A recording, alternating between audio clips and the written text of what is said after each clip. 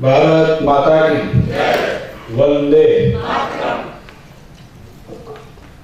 पंडित दीनदयाल उपाध्याय जन्मदिवस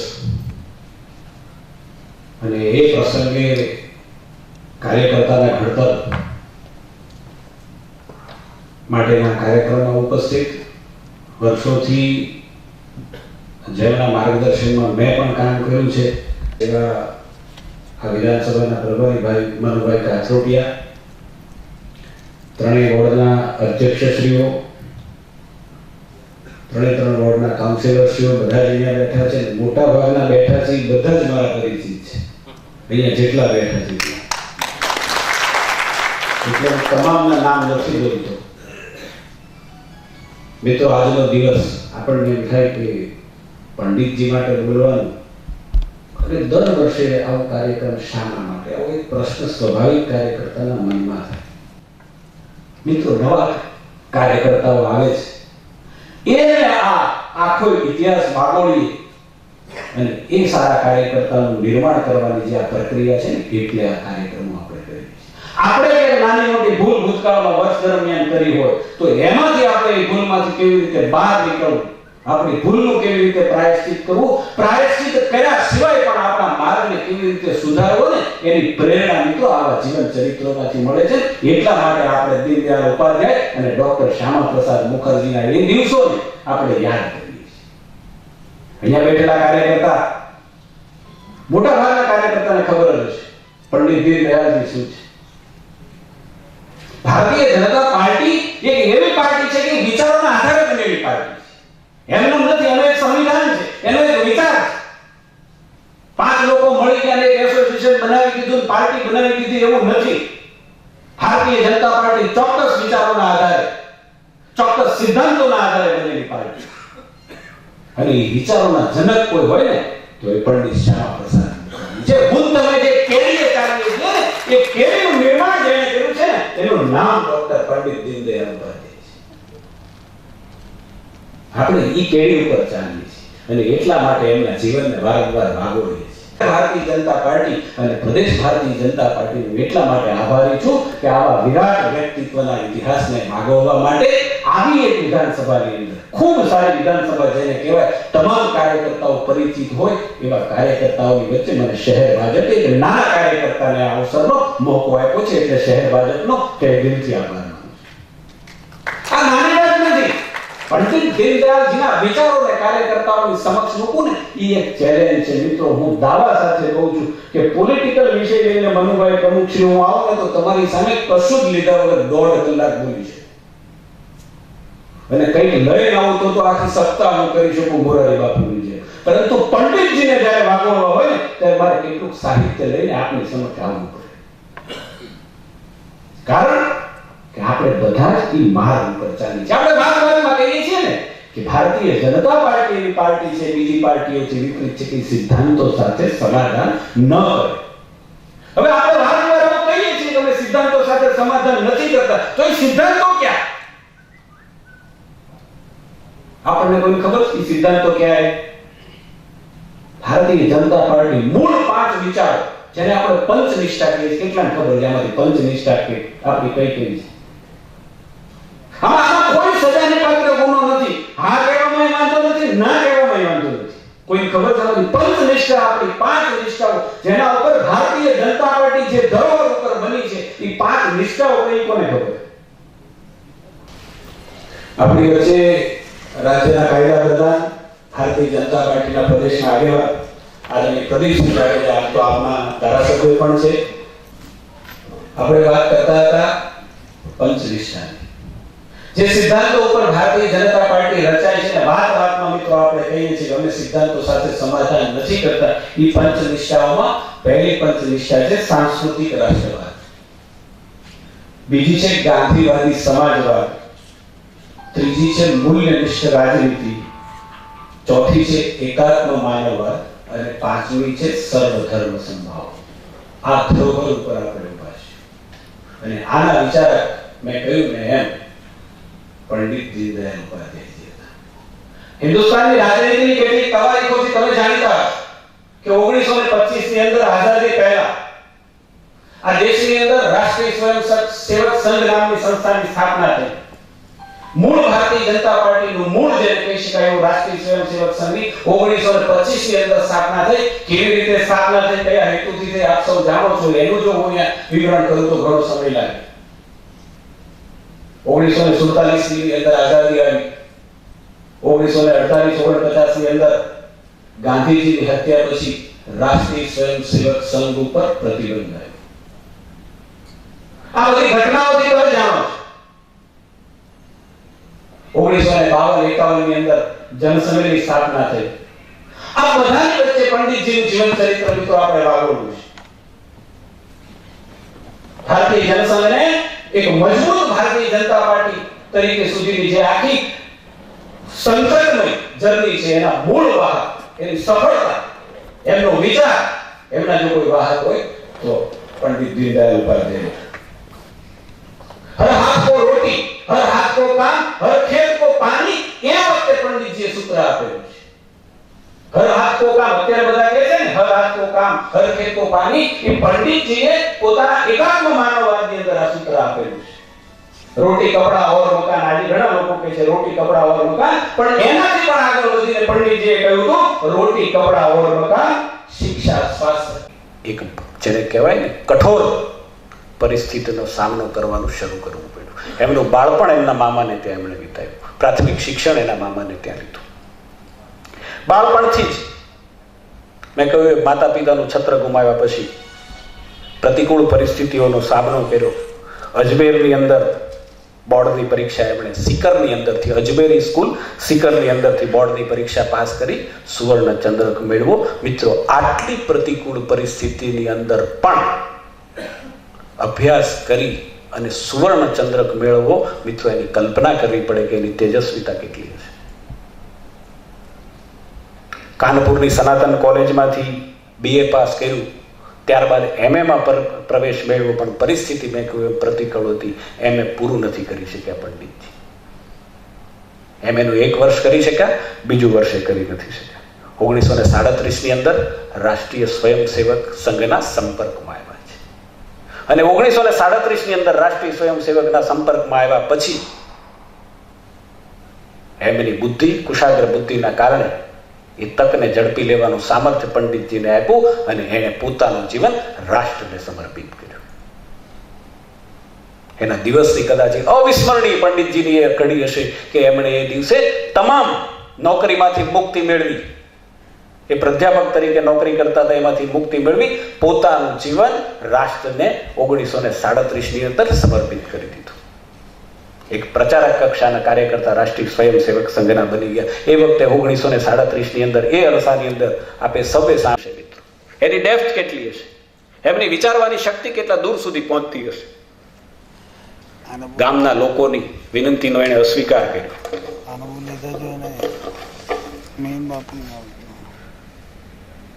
કરતા કરતા સંઘનું કામ કરતા કરતા તેઓ સૌ પ્રચારક બન્યા પ્રાંતના.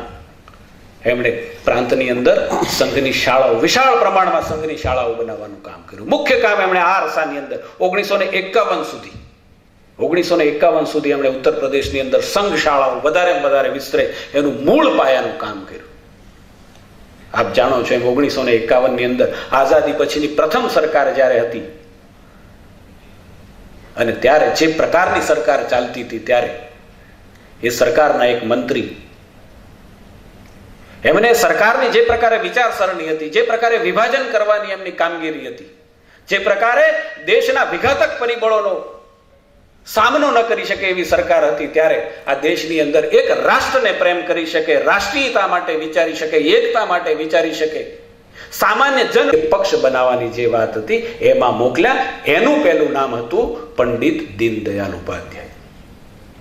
અને 1951 ની અંદર ભારતીય જનસંઘની સ્થાપના થઈ.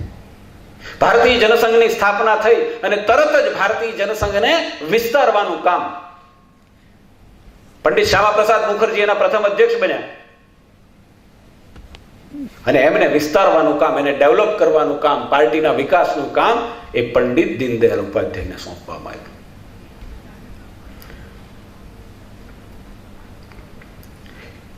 પરંતુ કેટલોક સમયગાળો એવો હતો કે સંઘ ઉપર મેં કહ્યું ગાંધીજીની હત્યા થઈને પ્રતિબંધ આવ્યો, એ સમયગાળાની અંદર પણ પંડિતજીએ ખૂબ મોટું લેખનનું કામ કર્યું, સામયિકનું કામ કર્યું. આજે આપ સૌ જાણો છો કે પંચજન્ય જે સંઘનું મુખપત્ર, RSSનું જે મુખપત્ર આવે છે એના સંપાદનનું કામ કર્યું. એમણે 2 પુસ્તકો એ વખતે લખ્યા. એ પ્રતિબંધિત સમયગાળાની અંદર એમણે બાળકો માટે ચંદ્રગુપ્ત અને તરુણો માટે જગતગુરુ શંકરાચાર્ય એવા 2 પુસ્તકો લખ્યા. આજે પણ લાઇબ્રેરીમાં તમારે જોતા હોય તો રેફરન્સ માટે ઉપલબ્ધ છે. ભારતીય રાજનીતિમાં સંવાદની પદ્ધતિને કારણે આ સમયગાળાની અંદર ખૂબ સારી રીતે જનસંઘનું નિર્માણ થયું. અને મિત્રો, આપ સૌ જાણો છો તેમ 1968ની 11મી ફેબ્રુઆરી કોઈએ કલ્પ્યું ન હોય. આ દેશના લોકો માટે કમનસીબ ઘટના જેને ગણો, અપશુકન્યાળ દિવસ ગણો ને તો એ 11મી ફેબ્રુઆરી 1968ની દિવસ સવારની અંદર મુગલ સરાયના રેલવે સ્ટેશન ઉપર આપણે કોઈએ ધાર્યું ન હોય એ પ્રકારે પંડિત દીનદયાળ ઉપાધ્યાયની એક પોટલાની અંદર બાંધી રાખેલી લાશ મળી. હિન્દુસ્તાનની રાજનીતિનો સૌથી અપશુકન્યાળ દિવસ હતો. પહેલી વખત જ્યારે જનસંઘની સ્થાપના થઈ અને તરત જ દીપક થોડો પ્રજ્વલિત થયો. ડૉક્ટર શ્યામાપ્રસાદ મુખર્જીનું બલિદાન દીધું. આપણે થોડા સ્ટેબલ થયા, જનસંઘ થોડો આગળ વધ્યું. ફરીથી પંડિતજીનું રહસ્યમય સંજોગોમાં મૃત્યુ થયું. દેશની અંદર સમજદાર લોકો મનોમન છોધાર આંસુથી રેડ્યા હશે. આવું એક ઉત્તમ વ્યક્તિત્વ જેને હિન્દુસ્તાનને આર્થિક રીતે નવો વિચાર આપ્યો, આર્થિક ક્ષેત્રની અંદર કેવી રીતે પ્રગતિ થઈ શકે એમનો એક વિચાર આપ્યો, એકાત્મ માનવ દર્શનનો એક નવો વિચાર આપ્યો. કેટલાક લોકોનું, વિદેશના લોકોનું તો એવું કહેવું હતું કે પંડિત દીનદયાળ ઉપાધ્યાય એ માત્ર જનસંઘના મહામંત્રી નહોતા, એને જનસંઘના મહામંત્રી તરીકે બાંધી દેવામાં આવ્યા હતા, પરંતુ વિશ્વના ફલક ઉપર માનવ કલ્યાણ માટે આખા વિશ્વનો વિચાર કરી શકે ને એવું વિરાટ વ્યક્તિત્વ એટલે પંડિત દીનદયાળ ઉપાધ્યાય હતું. એવું ઇન્ટરનેશનલ જે લેખકો છે એમણે એ વખતે એના લેખોમાં લખેલું છે.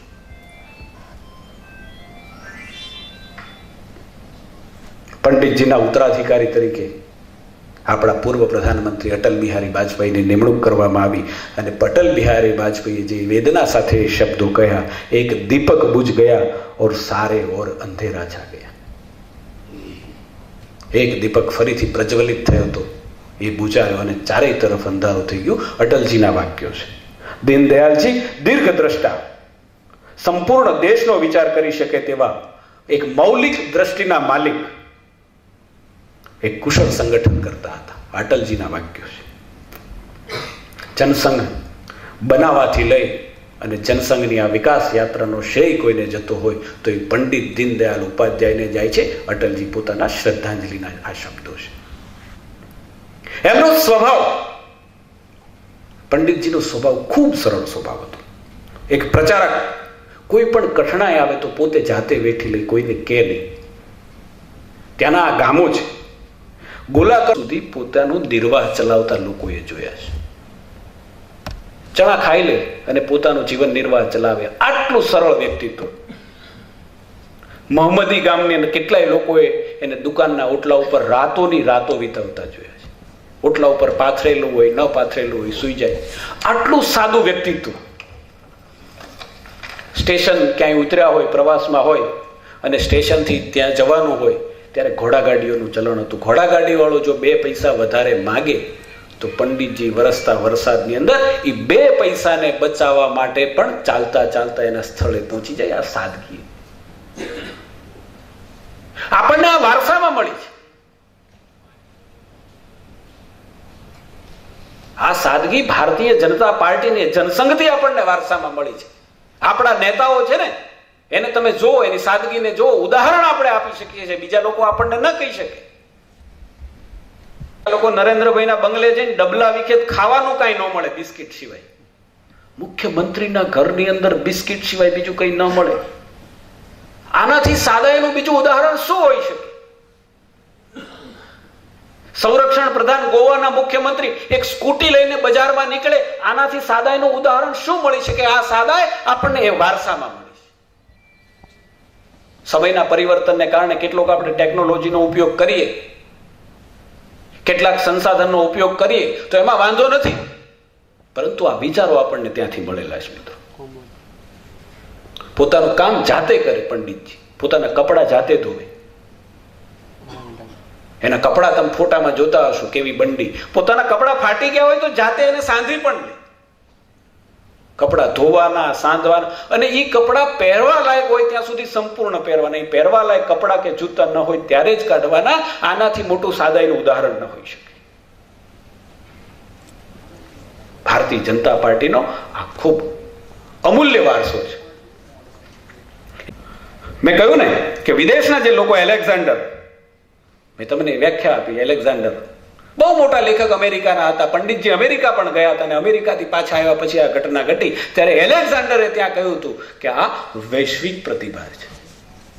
પંડિતજી એક વિશ્વનું ચિંતન કરી શકે એવી ક્ષમતાવાળા હતા. એક પાર્ટી પૂરતા સીમિત નહોતા, એક દેશ પૂરતા સીમિત નહોતા. શ્યામ બહાદુર વર્મા એક કાર્યકર્તા સંઘના હશે.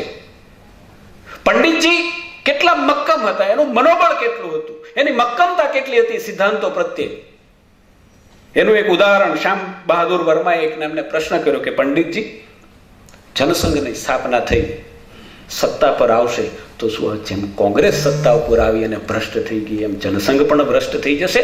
આવો વેધક સવાલ એમણે પંડિતજીને કર્યો. ત્યારે પંડિતજીએ બહુ સરસ જવાબ આપ્યો કે સત્તા પ્રાપ્તિ પછી સત્તા છે લોભામણી હોય છે, લલચામણી હોય છે. નરેન્દ્રભાઈ પણ આપણને કહેતા હતા 2010 ની અંદર જે કોર્પોરેટરો ચૂંટાઈને આવ્યા ત્યારે નરેન્દ્રભાઈએ સરસ કહ્યું હતું કે જોજો કે કુંડળીમાં પગ ન સરકી જાય. સત્તા લલચામણી હોય. પંડિતજી પણ માનતા કે સત્તા લલચામણી હોય છે, લોભામણી હોય છે. તમારી ઈચ્છા ન હોય છતાં પણ એ લાલચને કારણે ક્યાંક તમે એ દિશાની અંદર જતા રહો છો. બહુ સાવધાન રહેવું પડતું હોય છે. પંડિતજી એવું કહે છે કે સત્તામાં આવ્યા પછી જો આવું થશે તો અમે મક્કમપણે સિદ્ધાંતને વળગી જનસંઘનું વિસર્જન કરવા માટે 5 મિનિટ પણ નહીં લગાવીએ. અમે અમારા સિદ્ધાંતો સાથે સમાધાન નહીં કરીએ, રાષ્ટ્ર સાથે અમે સમાધાન નહીં કરીએ, રાષ્ટ્રીયતા માટે સમાધાન નહીં કરીએ, એકાત્મતા માટે સમાધાન નહીં કરીએ, અમે અમારી પાર્ટીને વિખેરી નાખશું. પેલા ભાઈએ કહ્યું કે તમે પાર્ટીને વિખેરી નાખીને પછી શું કરશો? ફરીથી બીજા જનસંઘ અમે બનાવીશું. તો કે ફરીથી જનસંઘ સત્તા ઉપર આવશે તો શું કરશો? તો કે ફરીથી એમને વિખેરી નાખશું અને ફરીથી જનસંઘ બનાવી શકીશું. જ્યાં સુધી માં ભારતી પરમ વૈભવ ન પહોંચે ત્યાં સુધી અમારી પરંપરા અવિરત ચાલુ રહેશે. અમે જનસંઘ બનાવીશું, એ ભ્રષ્ટ થશે તો વિખેરી નાખશું, ફરીથી અમે જનસંઘ બનાવશું. આપવામાં આવ્યું રાષ્ટ્રીય કક્ષાએથી કે આપણે આ ગરીબ વિરોધી જે કાયદો છે એનું સમર્થન કરવાનું નથી. 8 લોકો સમર્થન કરતા હતા અને સમર્થન કરવાનો જ્યારે વારો આવ્યો ત્યારે એમાંથી 3 લોકો ન સમજ્યા, 5 લોકો સમજી ગયા, 5 લોકોએ સમર્થન ન કર્યું, 3 લોકોએ સમર્થન કર્યું. અને એને એ વખતે ભારતીય જનસંઘ, ત્યારે બહુ સભ્યો, કદાચ મને લાગે છે કે આખા હિન્દુસ્તાનની અંદર જનસંઘના 25-30 ધારાસભ્યો હશે, એમાંથી 3 ને ઘડીના 6ઠ્ઠા ભાગની અંદર સસ્પેન્ડ કરવાનો કોઈ સામર્થ્ય એ વખતે સિદ્ધાંતોને આધારે ધરાવતા હોય તો એનું નામ પંડિત દીનદયાળ ઉપાધ્યાય હતું. એ વખતે પણ જો સિદ્ધાંતો સાથે ન રહે અને ભારત આપણી જે હોય છે, આપણી જે શિસ્ત હોય છે એમાં ન રહે તો એને માર્ગ બતાવી દેતા હતા. એવા પ્રકારનું કામ ત્યારે કરતા, એટલે તાત્કાલિક સસ્પેન્ડ આપણે કરી નાખ્યા. આ પંડિતજીના જીવન વિશેની કેટલીક વાતો મેં આપને કરી રહ્યો છું કે આવા પ્રકારનું અનુશાસન એમનું હતું, આવા પ્રકારના સિદ્ધાંતો હતા, એ સિદ્ધાંતોને વળગી રહેતા હતા. એમનો એક સ્વભાવ હતો, ઝૂંપડપટ્ટીની અંદર એ વારાઘડીએ કહેતા કે ઝૂંપડપટ્ટીમાં રહેતા અભણ, ગંદા કપડા પહેરેલા લોકો એ મિત્રો દરિદ્ર નારાયણ છે, ભગવાન છે. આપણે એમની પૂજા કરવી એ જ જનસંઘના કાર્યકર્તાનો ધર્મ છે. આવું પંડિતજી સ્પષ્ટપણે માનતા હતા. દરિદ્ર નારાયણની સેવા